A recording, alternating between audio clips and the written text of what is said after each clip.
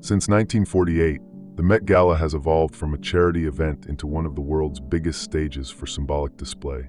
Held annually at the Metropolitan Museum of Art in New York City, the ceremony attracts figures from the cultural, artistic, and business elite, all dressed under a carefully chosen theme. In 2018, the theme was Heavenly Bodies, Fashion and the Catholic Imagination, bringing together sacred art and religious garments in creations by haute couture houses. The Vatican not only authorized the use of sacred items, but also lent original pieces from its archives, among them papal tiaras and vestments worn by real pontiffs. That night, cameras captured scenes that would divide the public. Jared Leto walked with a messianic air, Rihanna wore a jeweled papal mitre, and influential figures paraded symbols that, for some, represented faith, and for others, something entirely different. But behind the flash of cameras and golden tapestry, unsettling questions began to emerge. Was the event truly celebrating Catholic spirituality, or was it disguising, under the aesthetic of fashion, a silent reverence for the occult? Welcome to another night, where mysteries never sleep. I'm Midnight, and this is 7 Nights. Before we begin, I'd like to ask for your help. Like the video, comment, and subscribe to the channel. It's just a click, but it makes a huge difference in helping YouTube show these videos to more people and allowing me to keep bringing this content to you. I'm counting on you. Let's get into the video.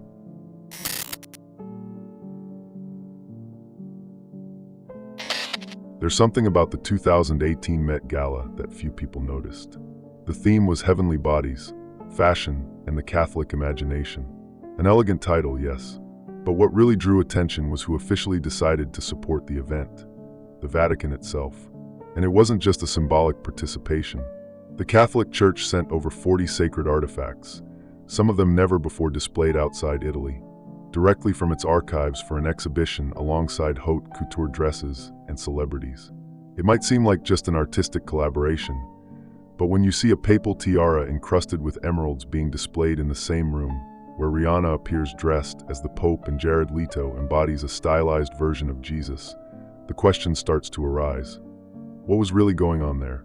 The justification was simple: to promote dialogue between faith and fashion. But when we look closely, we realize it wasn't just about fashion.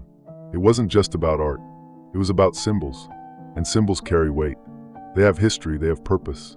What happens when we take these symbols out of their original context and place them on a runway disguised as a gala? The Church has long understood the power of symbolic gestures. It built its image upon them. Architecture, vestments, rituals, nothing is accidental.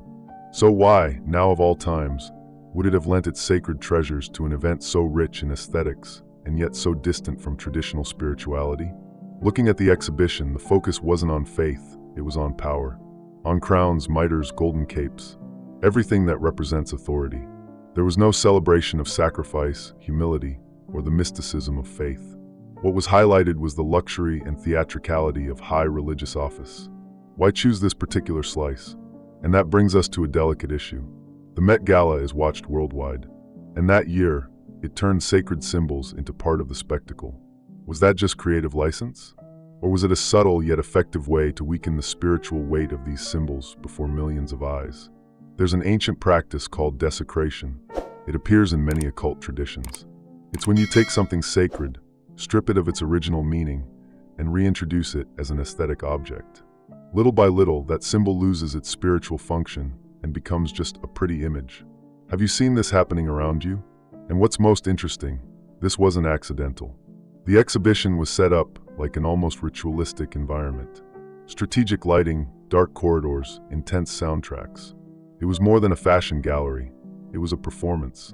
And in that performance, objects of faith were there at the center, but not as instruments of devotion. They were props in a new kind of narrative. Doesn't it seem strange that, in a world where image means more than words, religious symbols are being used so much out of context?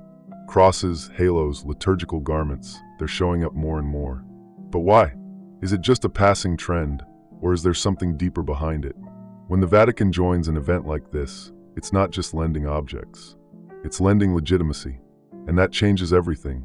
The Church's presence wasn't just institutional, it was symbolic. And that brings us to an uncomfortable question. Is the Church trying to stay relevant, or is it allowing itself to be absorbed? In the end, the question that remains is simple but powerful. Did the Vatican enter this game as a player or as a piece?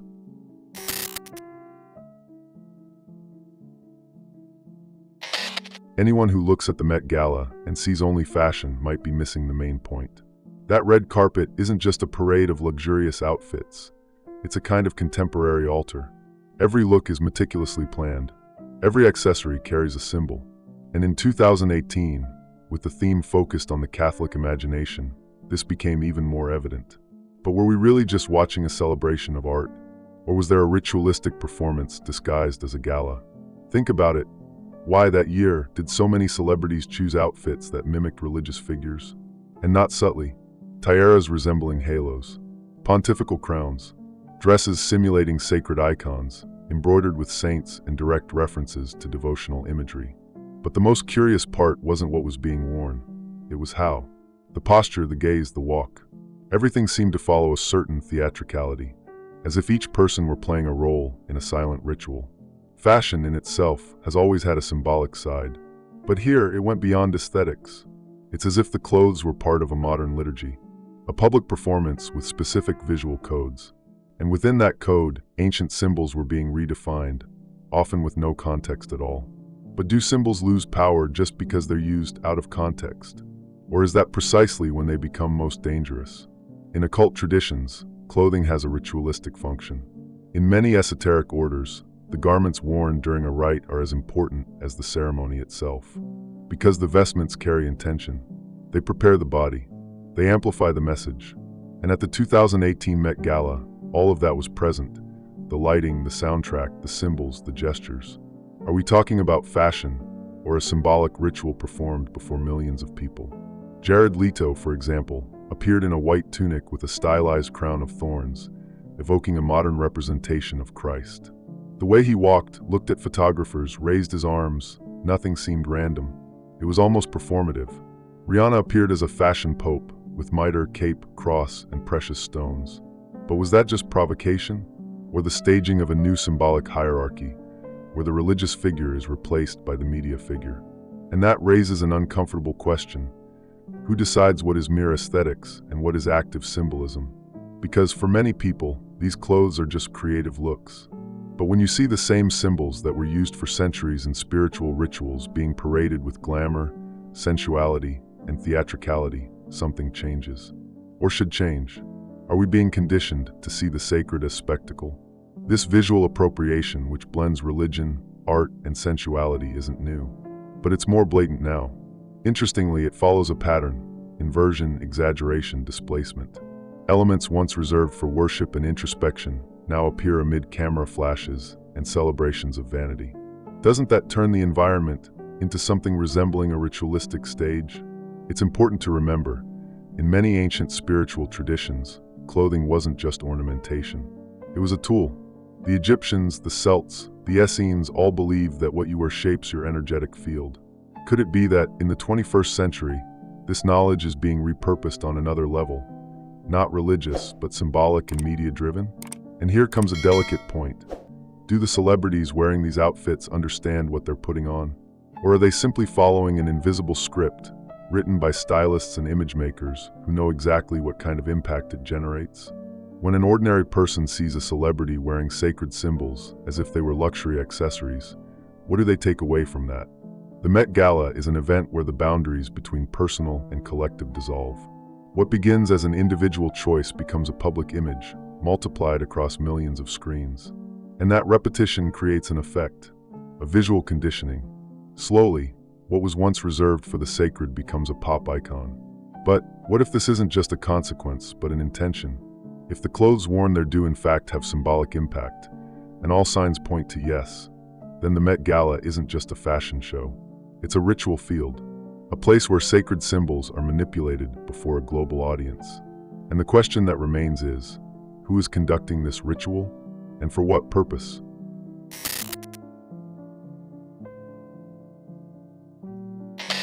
When Jared Leto appeared at the 2018 Met Gala, many people didn't immediately understand what he was doing. Wearing a long tunic, an almost serene expression, and a crown resembling thorns, he walked as if he were in another dimension. It didn't take long for comparisons to begin. Is he dressed as Jesus? Was that the reference? Or was something else being represented? Rihanna didn't go unnoticed either.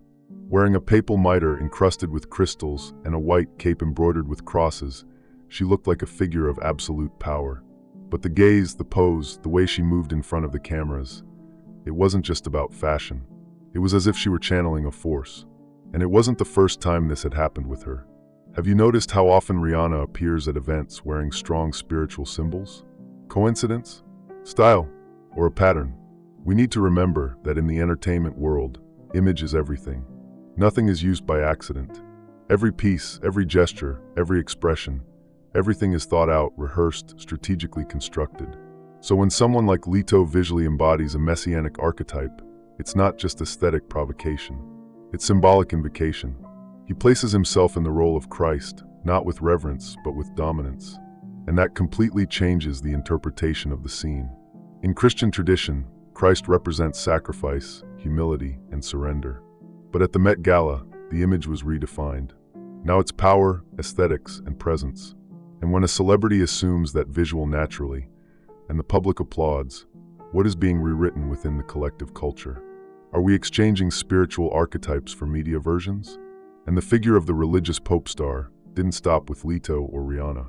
Other celebrities assumed similar postures, combining liturgical outfits with performative behavior. But these two stand out because they have a history.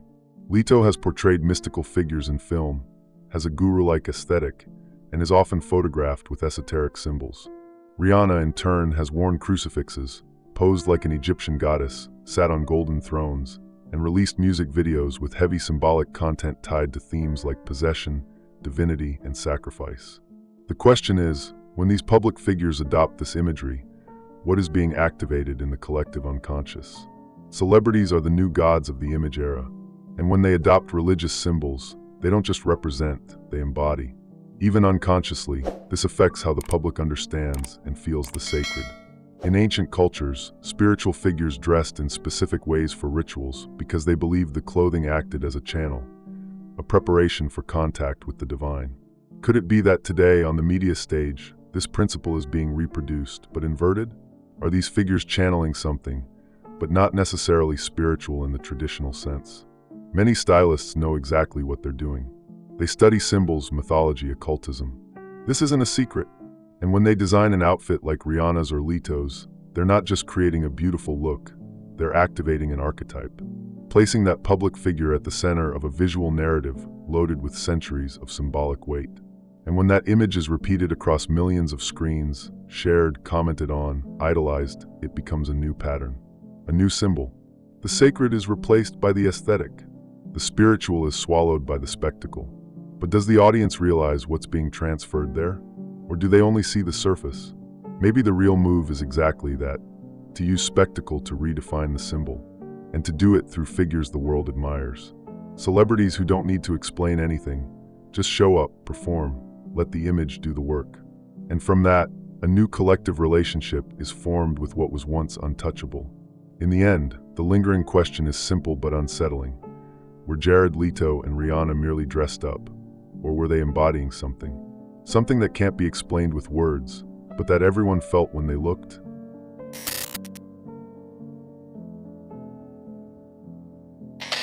Sometimes the message is exactly where no one is looking. In the details, in the gestures, in the symbols. And when those symbols appear inverted, distorted, or removed from the place they originated, it's worth pausing. Not everything is coincidence, especially when it happens at events watched by millions of people at the same time. At the 2018 Met Gala, some images stood out not just for their luxury, but for the discomfort they provoked.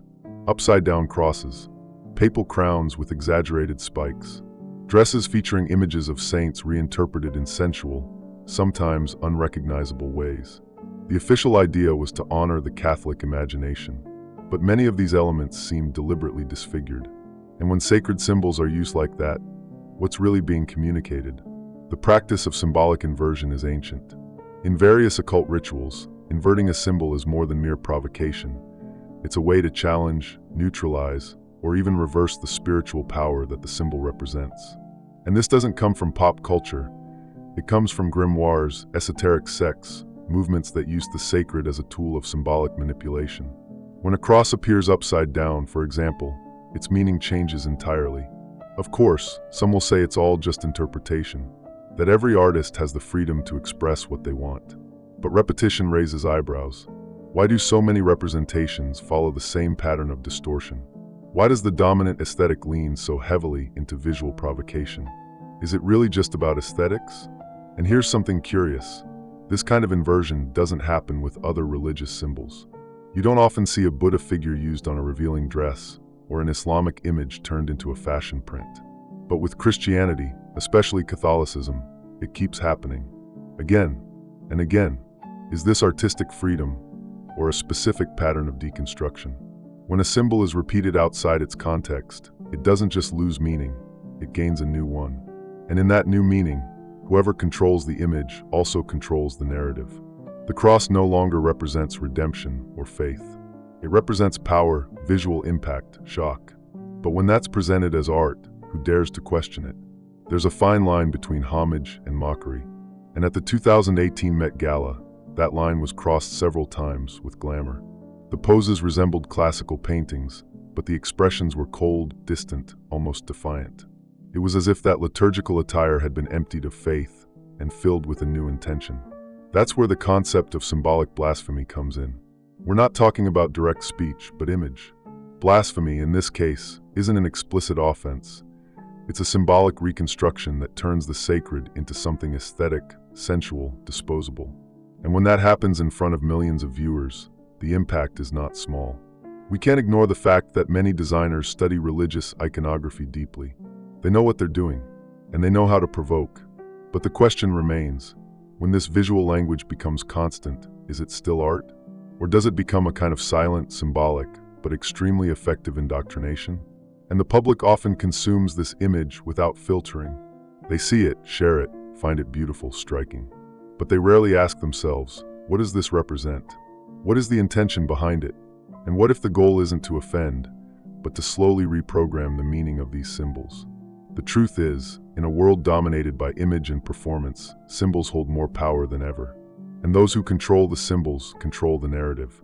That's why every time you see one out of place, used for a different purpose, it's worth asking, is this just fashion or a message being sent without words?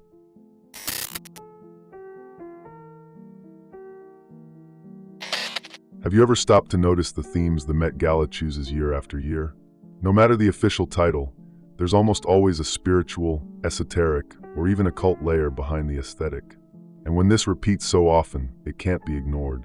Is it just an obsession with mysticism? Or is something being built there, slowly, like a long-term symbolic narrative? Let's recall, in 2018, the theme was Catholicism. In other years, we've seen heavenly bodies, camp, in America, and variations that, even when they seem harmless, carry visual codes with strong symbolic weight. Halos, mythological entities, distorted spirituality, celestial architecture. It's curious how the themes orbit around the sacred, but almost always with an ambiguous approach. Neither devotion nor critique. Something in between. Something ritualized. It's not an exaggeration to say that the Met Gala has become a kind of modern altar. It's no longer just about fabric or tailoring. It's about energy, archetypes, presence. And this is acknowledged by many of the artists who attend the event.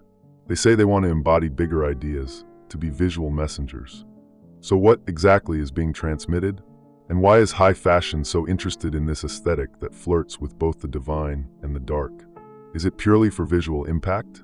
Or do these codes function as a language?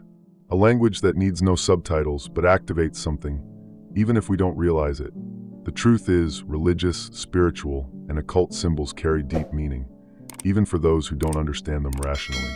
They stir archetypes that have existed in culture for centuries.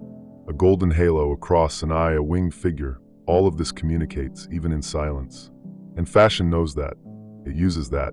What perhaps few people realize is how much this symbolic language is becoming dominant in the most prestigious spaces of global culture. Now stop and think. Why do the themes never focus purely on science, reason, or technology? Why don't we see themes centered on logic, the mind, or concrete evolution? Why does the spotlight fall so consistently on the invisible world? On the symbolic, the metaphysical, the ritualistic? What's being reinforced year after year? What starts as an homage to art transforms into something greater or more subtle. Fashion builds bridges with alternative spiritualities, with ancient mythologies, with worldviews that drift from traditional religions. Yet at the same time, it doesn't commit to any particular faith. It floats. It blends everything.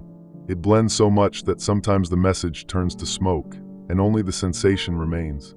This blending has a name: symbolic syncretism. And it can be dangerous when it pulls symbols out of context, mixes them with others, and presents it all as an aesthetic experience. Because that causes confusion. It creates a new spirituality, vague, aesthetic, without doctrine. A spirituality that seems beautiful, sophisticated, but deep down commits to nothing. Nothing but the image. And here we return to the question, why is this so interesting to the cultural elite? Is fashion merely reflecting society? Or is it gradually shaping how society views the spiritual? Today, major fashion events have more impact than many religious spaces. More people see a dress at the Met Gala than a liturgical celebration. And that gives power. The power to shape perception, transform values, define what is beautiful and what is sacred. So yes, maybe it's not just a matter of theme choice. Maybe there is a pattern. A path that's been unfolding for years. A path that transforms the sacred into symbol, the symbol into aesthetic, and the aesthetic into a silent doctrine.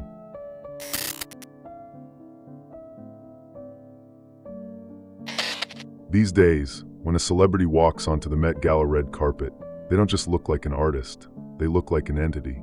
The outfits, the poses, the gazes, there's something there that goes beyond fashion, almost as if they were taking on a ceremonial role, as if the event were more than a cultural celebration and functioned as a kind of modern liturgy.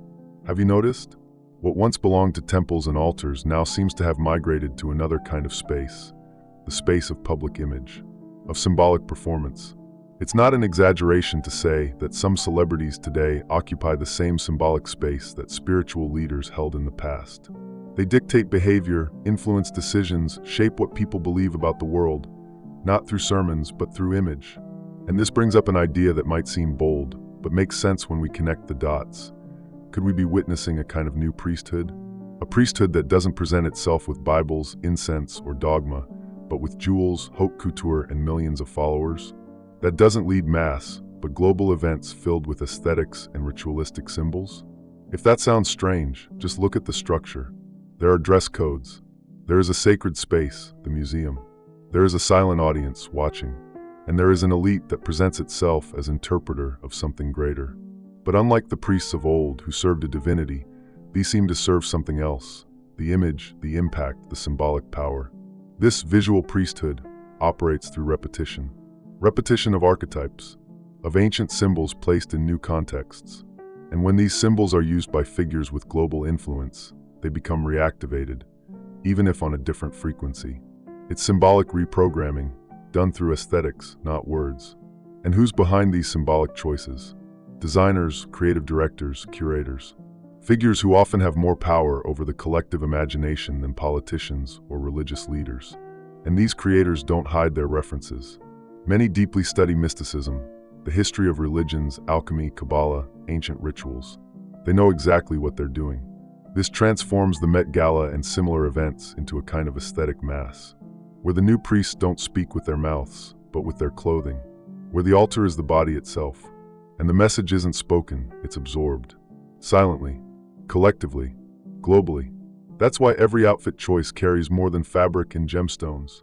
It carries a discourse, a nonverbal discourse that shapes worldviews, that alters the meaning of what is sacred, what is acceptable, what is aspirational. And when this repeats year after year, it stops being detail and becomes doctrine. Perhaps without realizing it, we are witnessing the construction of a new spiritual language, one that needs no faith or temple, just a screen and an audience. And in this scenario, those who wear the symbols control the rituals, and those who control the rituals define what is real. In the end, the question is uncomfortable, yet inevitable. Are we already living under a new symbolic order, where the high priests don't wear robes, but designer capes? Given all this, maybe the 2018 Met Gala wasn't just a fashion event. Maybe it was a transition, silent, elegant, and perfectly choreographed, in how the sacred is treated in contemporary culture. A ceremony where ancient symbols were displayed, distorted, reinterpreted, and ultimately absorbed by a new liturgy, one of image, influence, and spectacle. There's no need to break a religious structure when you can hollow it out and wear its remains as costume. The curious part is that it all happened under the spotlight, before millions of eyes, without fuss, without resistance. If there was a ritual there, it required no candles, no chants. Just attention. And now that you've seen all this with new eyes, the final question might be, what else is being presented as art, when in truth it might be a rite? This story is just one piece, and one day, you might see the whole puzzle. If this made you think too, subscribe, like the video. It helps the channel grow. Don't forget to share it. After all, more voices mean more discoveries.